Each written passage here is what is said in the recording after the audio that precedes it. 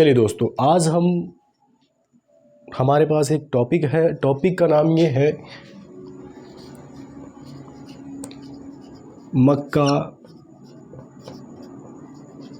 की फसल। मक्का की फसल के बारे में हम आपसे आज बेसिक कुछ जानकारियाँ बताएंगे कि मक्का की फसल कहाँ शुरुआत में पाई गई थी, इसका क्या वनस्पति नाम, ऐसी ही जानकारियाँ आज हम बताएंगे। देख लीजिए फटाफट। मक्का की फसल, अगर इसके हम वनस्पति की बात करें, इसका वनस्पति या वैज्ञानिक नाम तो क्या है? जिया। देखिए, हम जो बता रहे हैं आपको ये बहुत ही ज़रूरी बातें हैं मैच, ठीक है। जिया मैच ये अक्सर जो है यूजीसी यूजीसी की बात कर रहे हैं, यूजीसी नहीं, ICAR PhD की या फिर MSc की या फिर BSc की जो भी एंट्रेंस एग्ज़ाम होता है उसमें अक्सर जो है पूछ लिया जाता है। तो इसका मक्का का जो वनस्पति नाम क्या है आप देख लीजिए, जिया मेज, ठीक है। जिया मेज, ठीक है। इसका वनस्पति नाम जिया मेज है। यह एक प्रमुख खाद्य फसल है। क्या है ये? प्रमुख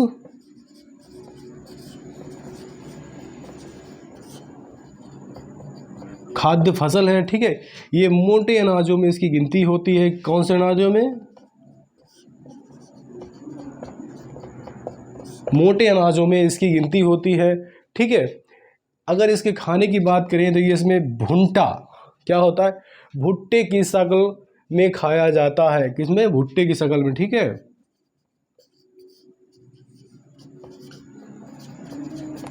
ठीक है, भुट्टे की शक्ल में खाया जाता है। आगे अगर हम इसकी बात करें, इसका अनुसंधान केंद्र, ठीक है, इसके अनुसंधान केंद्र की अगर बात करें तो ये नई दिल्ली में है। कहाँ है इसका अनुसंधान केंद्र? नई दिल्ली में। भारतीय किसके नाम से है? भारतीय मक्का अनुसंधान संस्थान।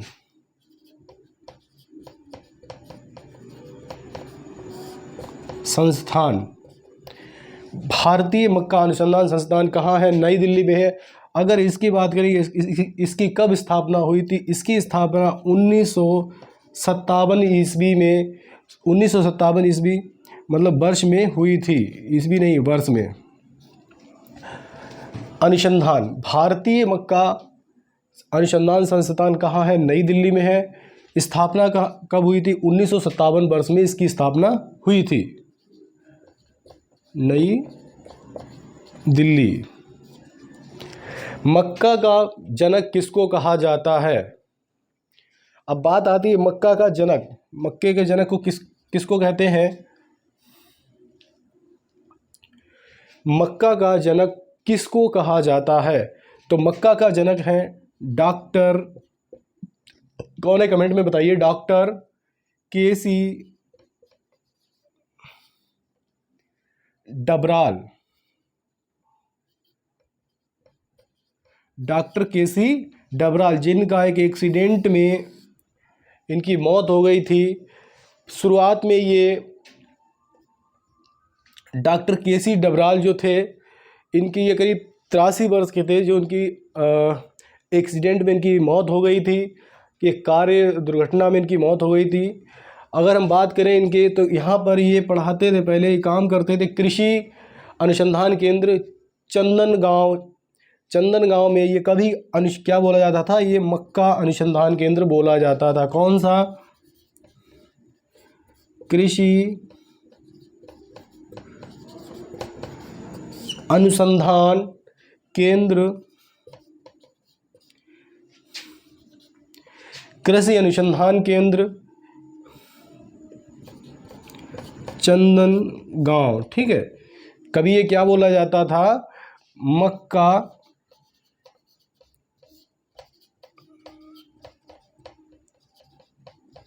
अनुसंधान केंद्र बोला जाता था, ठीक है। अगर हम इनकी बात करें डॉक्टर डबराल की, डॉक्टर KC डबराल की, एक मिनट,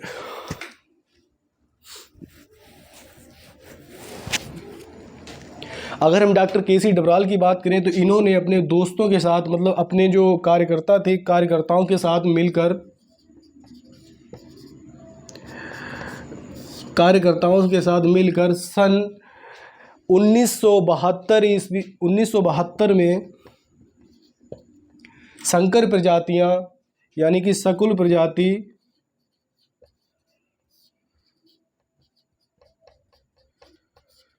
1972 में सकुल प्रजाति चंदन मक्का वन क्या दी थी? चंदन मक्का वन के नाम से इन्होंने एक प्रजाति दी थी। ठीक है, फिर इसके बाद इन्होंने 1973 में एक और दी थी चंदन मक्का सफेद 2।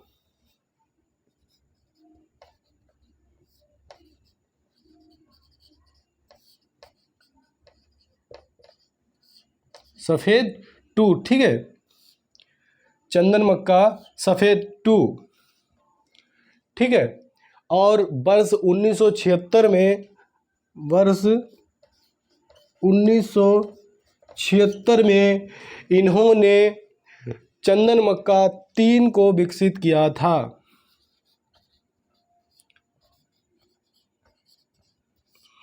चंदन मक्का 3 मतलब 3 को विकसित किया। ठीक है, तो इन्होंने 3 प्रजातियां दी जो कि मध्य प्रदेश में ही नहीं हालांकि पूरे भारत में इनको उगाया गया था, इसीलिए इनको मक्का का जनक कहा जाता है। ठीक है, चलिए अब तो बात हो गई इनकी, अब आगे और देख लेते हैं मक्का में क्या पाया जाता है।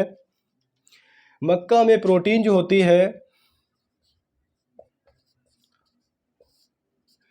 10 से 11% पाई जाती है, 10 से 11% पाई जाती है, जिसका नाम जेइन है। प्रोटीन का नाम क्या है? जेइन, जो कि 10 से 11% पाई जाती है। चलिए ठीक है, अगर हम इसके बोने की बात करें, इसे कब बोते हैं, तो मक्का को हम मार्च अप्रैल में बोते हैं।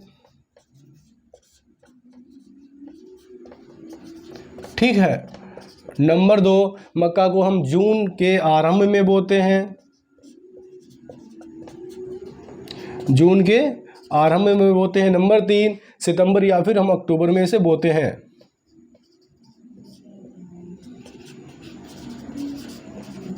सितंबर से अक्टूबर में हम इसे बोते हैं। चलिए एक बार आप इसका स्क्रीनशॉट लीजिए ताकि फिर हम इसको रिमूव करके और कुछ आगे लिख सके।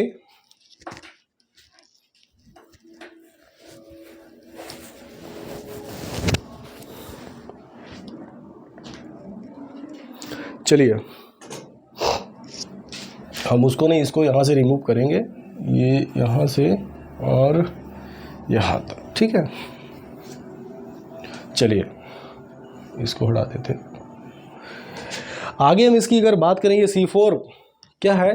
ये C4 का पौधा है, C4 पौधा कहा जाता है। क्या कहा जाता है? ये C4 पौधा कहा जाता है। अमेरिका की रीढ़ की हड्डी भी इसे कहा जाता है। क्या कहा जाता है? अमेरिका की रीढ़ की हड्डी भी कहा जाता है, क्योंकि अमेरिका में ये बहुत ज़्यादा पाया जाता है, वहाँ पर इसका प्रयोग भी होता है। ठीक है, इसलिए अमेरिका में भी इसके रीढ़ की हड्डी भी कहा जाता है। ठीक है, अगर हम इसके एक बात, अगर हम इसके परिवार की बात करें, ये कौन से परिवार से पाया जाता है, तो ये ग्रेमिनी यानी कि घास परिवार से,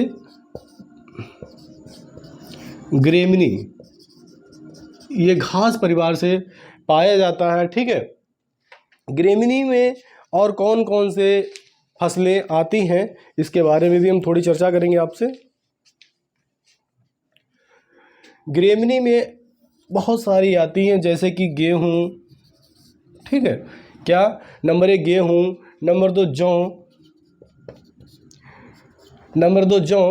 नंबर 3 धान। ठीक है, गेहूँ, जौ, धान, मक्का,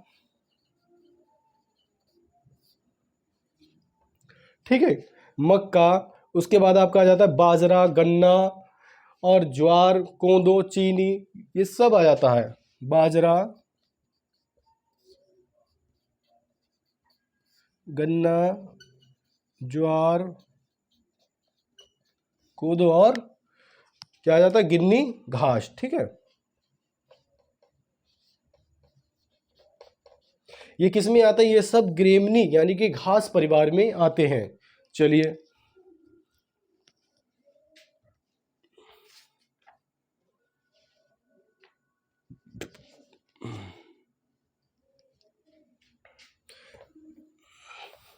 इतना तो आपको मालूम ही हो गया होगा आज जी। इसको साथ साथ लाइक और शेयर अवश्य करते रहें। ठीक है, आपके लाइक और शेयर से हमें एक मोटिवेशन मिलता है, ताकि आगे वीडियो बनाने की प्रेरणा मिलती है। ठीक है, इसमें की अगर हम जड़ें की बात करें, इसमें जड़ें कितने प्रकार की पाई जाती हैं, तो इसमें जड़ें 3 प्रकार की पाई जाती हैं। जड़ें कितने प्रकार की पाई जाती हैं, 3 प्रकार की। ठीक है, इसमें जो होती हैं जड़ें 3 प्रकार की पाई जाती हैं। इसको अगर हम प्रयोग की बात करें, प्रयोग इसे किस किस रूप में प्रयोग किया जाता है, तो नंबर 1 आपका आ जाता है, सबसे पहले अगर हम बात करें तो ये दाने के रूप में प्रयोग होता है। ठीक है, किसके रूप में, दाने के रूप में प्रयोग करते हैं। फिर इसके बाद हम चारे के रूप में प्रयोग करते हैं। ठीक है, दाने के रूप में और चारे के रूप में। उसके बाद भुट्टे के रूप में हम प्रयोग करते हैं, भुट्टे के रूप में प्रयोग करते हैं। दाने से अगर हम बात करें, दाने से हमें क्या मिलता है, तो दाने से हम शराब, मनुष्यों के क्या मिलता है, शराब, मनुष्य इसका रोटी चपाती बनाते हैं और दलिया बनाते हैं, और क्या नाम उसका, काफ़ी सारे इसके भोजन बनते हैं, बिस्कुट बनता है इसका। ठीक है, इसके बाद हम बात करें, मनुष्य हो गया आपका, पशुओं का चोकर, पशुओं का चोकर। ठीक है, आदि। चारे की अगर हम बात करें, चारे की अगर हम बात करें तो ये पशुओं के लिए एक साइलेज बन जाता है।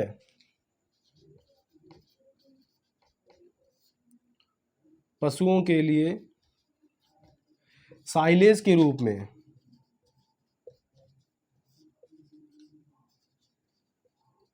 किसके रूप में, साइलेज के रूप में, मतलब कि इसको सुखा लिया जाता है और बाद में इसे धीरे धीरे खिलाया जाता है। ठीक है, भुट्टे की बात करें, इसे हम उबाल के भी खा सकते हैं और भून कर भी खा सकते हैं।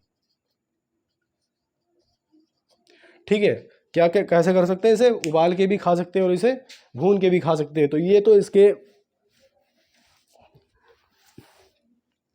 प्रयोग की बात हो गई है। अब हम आगे बात करेंगे इससे और क्या बनता है, तो इससे ग्लूकोज बनता है। क्या बनता है इससे, इससे ग्लूकोज बनता है। ठीक है, इससे हमें ग्लूकोज भी मिलता है। आगे अगर हम इसकी बात करें, ये कहाँ कहाँ उत्पादन होता है, इसका कहाँ कहाँ उत्पादन होता है, चलिए इसके बारे में थोड़ी सी हम चर्चा कर लें।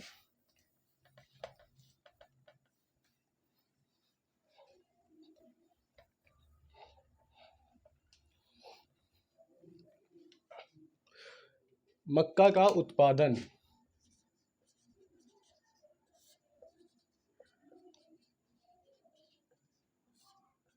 मक्का का उत्पादन तो सबसे पहले आपका आ जाता है आंध्र प्रदेश। क्या आ जाता है, आंध्र प्रदेश। ठीक है, इसके बाद आता है बिहार,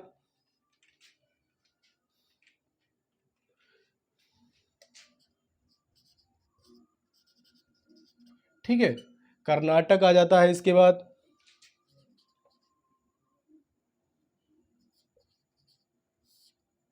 कर्नाटक क्या हो जाता है, बिहार, आंध्र प्रदेश, कर्नाटक, राजस्थान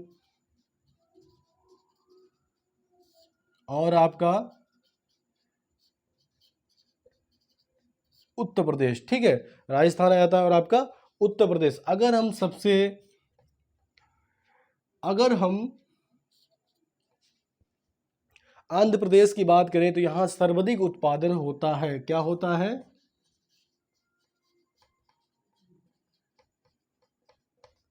क्या होता है? यहाँ पे मक्का का सर्वाधिक उत्पादन होता है। अगर हम राजस्थान की बात करें तो यहाँ पर सबसे ज़्यादा क्षेत्रफल में ये पाया जाता है।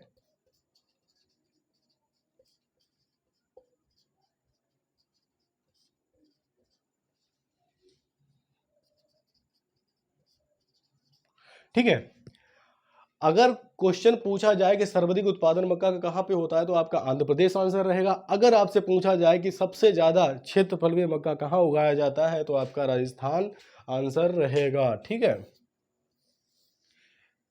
चलिए ये आपका कंप्लीट हो गया ना, उत्पादन कहाँ पे होता है। ओके, चलिए इसको रिमूव करते हैं।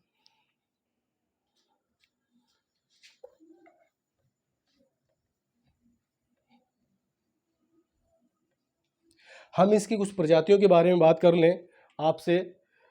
अगर हम इसकी प्रजातियों के बारे में बात करें, मक्का की प्रमुख प्रजातियां, ठीक है, मक्का की प्रमुख प्रजातियों के बारे में बात करें तो सबसे पहले आपका आता है पॉप, ठीक है, पॉप कार्न, क्या आता है आपका? Pop corn. फिर आपका आता है स्वीट कॉर्न, ठीक है।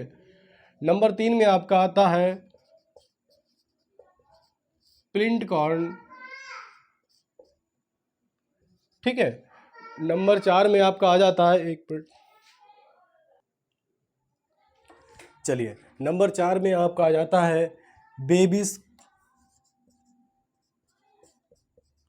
बेबीज कॉर्न, ठीक है। नंबर 5 में आपका आ जाता है पॉड कॉर्न, क्या आ जाता है आपका? Pod corn. नंबर 6 में आपका आ जाता है सॉफ्ट कॉर्न,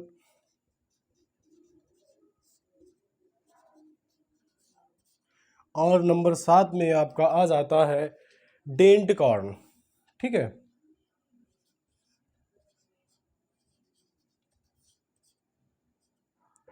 ठीक है, ये आपके प्रमुख प्रजातियां हैं जो खाने में सबसे ज़्यादा प्रयोग की जाती हैं। कौन कौन सी? Number 1 popcorn, number 2 sweet corn, और number 3 lipid corn, number 4 babies corn, और नंबर 5 पॉड्स कॉर्न, और नंबर 6 सॉफ्ट कॉर्न, और नंबर 7 डेंट कॉर्न। ठीक है, ये आपकी सबसे ज़्यादा खाने वाली प्रजातियां हैं।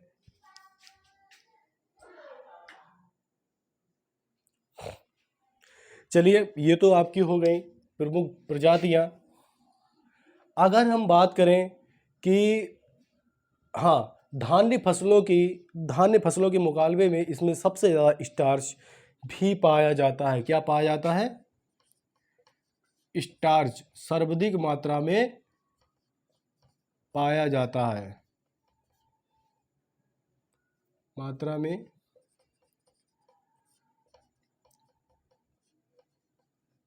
ठीक है।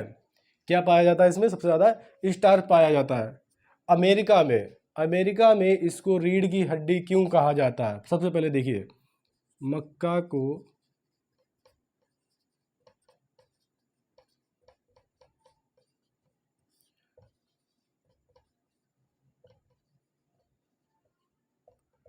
रीढ़ की हड्डी क्यों कहा जाता है? तो इसकी वजह यह है कि अमेरिका में इसकी खेती विस्तृत रूप से की जाती है और सर्वाधिक खेती की जाती है।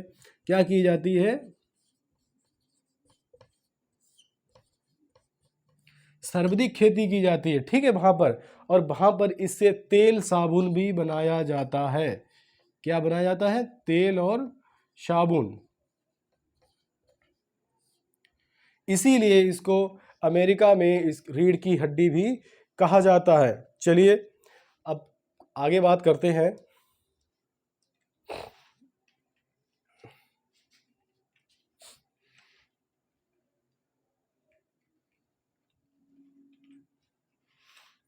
चलिए,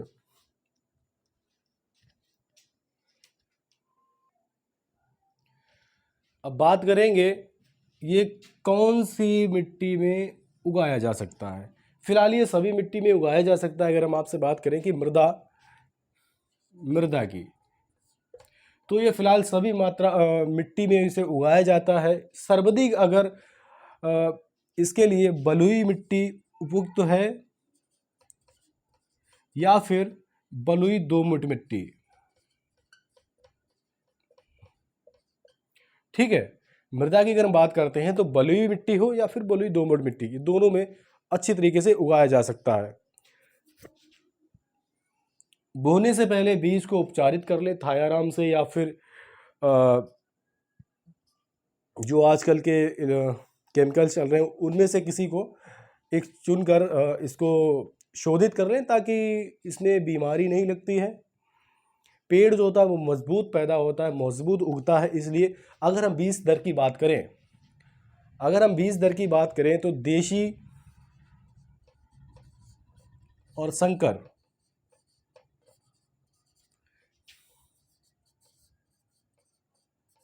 बीज दर की अगर हम बात करें तो देसी जो होता है वो 10 से 20 किलोग्राम पड़ता है। कितना पड़ता है, सॉरी 10 से नहीं, 18 से 20 किलोग्राम पड़ता है। और संकर जो होता है वो भी 20 किलोग्राम लगभग पड़ता है। ठीक है, इसके ये तो बीज दर की बात हो गई। अब हम आगे बात करेंगे कौन कौन से इसमें कीट लगते हैं। एक मिनट, मक्का की फसल में कौन कौन से कीट लगते हैं।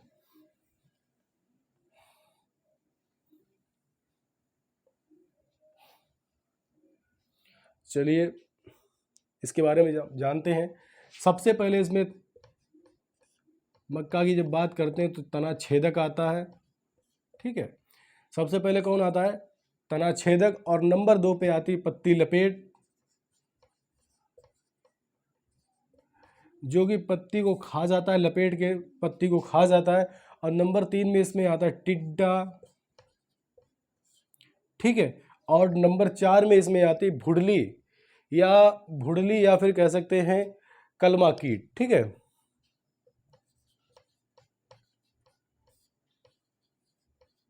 ये इसमें कीट लगते हैं। तना छेदक होता है, ये तना छेद कर खराब कर देता है पौधे को, ये पत्ती लपेट कर इसको खराब कर देता है। और टिड्डा जो होता है ये रस चूस लेता है इसका। ठीक है, तो ये इसके 4 जो है इसके बहुत ही खतरनाक कीट है। इसको बचाने के लिए इसमें दवा का स्प्रे, और हमने आपको बताया था शोधित जरूर कर लेना चाहिए। जब इसकी बुवाई हम करते हैं तब बीज को हम शोधित कर लेते हैं, ताकि इसमें कोई भी रोग ना लगे और पौधा जो होता है वो हमारा मोटा और तगड़ा जमता है।